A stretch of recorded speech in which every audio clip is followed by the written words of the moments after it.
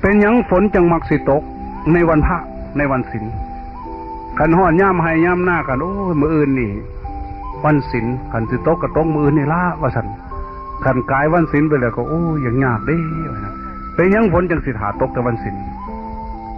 ขันว่าพื้นผีบ้าว่าสันบ้านนี้อย่าไปใกล้มันเด้หันว่าสัน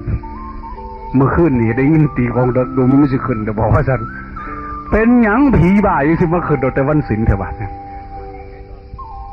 ว่าไม่มาสิไกลสิหอดมือวันศีลแล้วบอกหันพะว่ากันเห็นบุได้สีแปลกๆแน่บ่อยากเต็มบาทแน่จังหน่อยมือมันใกล้วันศีลแล้วบอกหันจะไปขวางมันได้หันพะว่าใครว่าผีหลอกว่าสันผีเพศก็สัน15 คำได้มือเนี่ยมันจะบ่อยากไปดึกต้นโพรอวัดยานเห็นผมหลากที่ดินสังสารพะว่าเข้าไปเอกค่ะเนี่ยถ้าไม่ยังไม่จะสันมีทั้งความดีความชั่วในวันศีลผู้ใดทำบาปในวันศีลบาปหลายเพราะว่าเป็นมือค่ำมือจาย่อมพบาลที่มันตรวจโรคได้เห็นชัดเจนเต็มหูเต็มตาหมอนี่บ่เลี้ยงพ่อเลี้ยงแม่หมอนี่บ่เข้ารบผู้รักผู้ใหญ่หมอนี่บ่เอื้อเฟื้อสมณพราหมณ์คนนี้ไม่รู้จักทำบุญสุนทรทานสมควรที่จะไปตกนรก